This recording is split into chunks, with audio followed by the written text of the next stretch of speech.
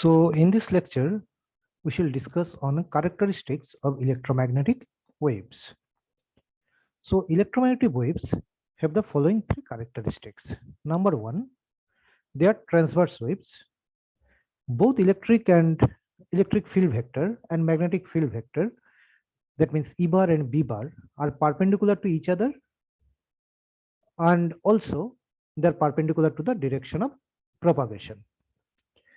Number two says, or the second characteristic is, the electric field vector and the magnetic field vector in an electromagnetic wave are exactly in the same phase. And number three says, the electromagnetic waves travel with the speed of light in vacuum. So in vacuum, electromagnetic waves travel with the speed of light. So out of these three properties, out of these three characteristics, the first and the second characteristic need to be explained a little bit. So let's first try to explain the first characteristic, that means which says the electromagnetic waves are transverse in nature.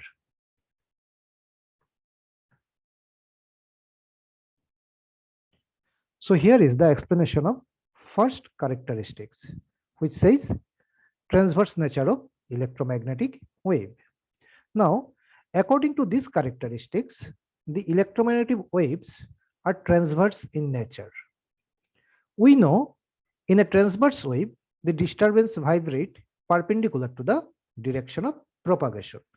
So basically, there are two kinds of waves. One is transverse wave, another is longitudinal wave. Now, in transverse wave, the vibration takes place perpendicular to the direction of propagation of the wave. So since electromagnetic wave is a kind of transverse wave, so here also the vibration takes place perpendicular to the direction of propagation. Now, in an electromagnetic wave, both electric field E bar and magnetic field B bar vibrate. So these two fields togetherly produce the disturbance. So as you know, an electromagnetic wave is the result of combination of two fields. One is electric field, another is magnetic field. So these two fields togetherly actually produce the disturbance which actually propagate through the space. So these two fields, that means electric field and magnetic field, actually they vibrate because they actually constitute the disturbance or the wave. So now you please refer to the adjacent figure.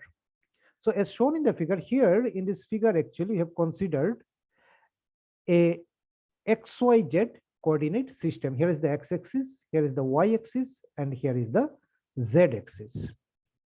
Now as shown in the figure, suppose the electromagnetic wave propagates along the x-axis. So we are considering that the electromagnetic wave is propagating along the positive x direction.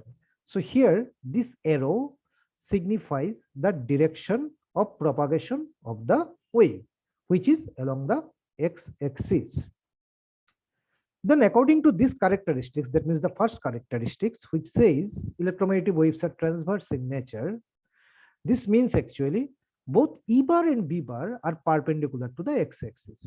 Because as you have said, in a transverse wave, the disturbance vibrate perpendicular to the direction of propagation. So since here the direction of propagation is along x-axis, so both E bar and B bar, which actually constitute the disturbance, they should vibrate perpendicular to the x-axis. So where B bar actually is perpendicular to the x-axis, and also E bar is perpendicular to the x-axis. So both the field vectors, that means E bar and B bar, they vibrate perpendicular to the direction of propagation, that means x-axis. Now this characteristic, if you can recall, also says when both E bar and B bar are perpendicular to the direction of propagation. Because by this time we have explained what does it mean that E bar and B bar are perpendicular to the direction of propagation, that has been explained. But at the same time, it also says that E bar and B bar are also perpendicular to one another. That means, if you can recall, let me show you again. Here you can see the first characteristic says electromagnetic waves are transverse waves. That means both electric field vector E bar and magnetic field vector B bar are perpendicular to the direction of propagation of the wave that we have just explained.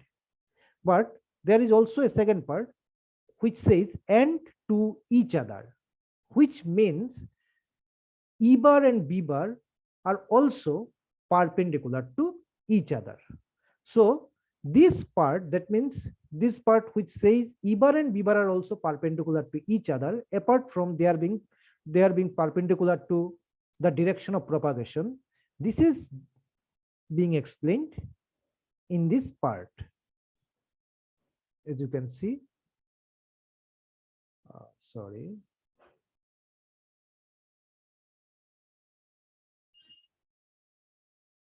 So here you see, we are going to explain the last part of the first characteristic. That means how E bar and B bar are also perpendicular to each other. So it says that when both E bar and B bar are perpendicular to the direction of propagation, that means according to figure, this direction is actually x-axis.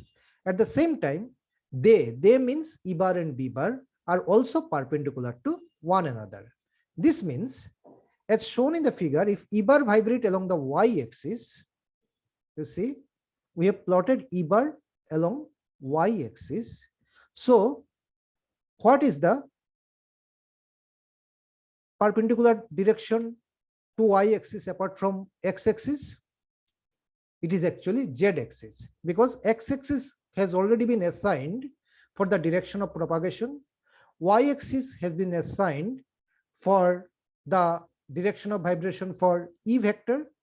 So only one perpendicular direction in this coordinate system left for B axis, B vector, and which is nothing but Z direction. So if E bar vibrate along Y direction, then B bar should vibrate along Z direction, as Y and Z axis are mutually perpendicular. So there are three mutually perpendicular direction. You can see one is X direction, X axis, one is Y axis, one is Z axis. As X axis has already been assigned for the direction of propagation, that means the wave is propagating along X axis. So E bar and B bar should be along Y and Z axis, because these are the two directions which are mutually perpendicular apart from X axis.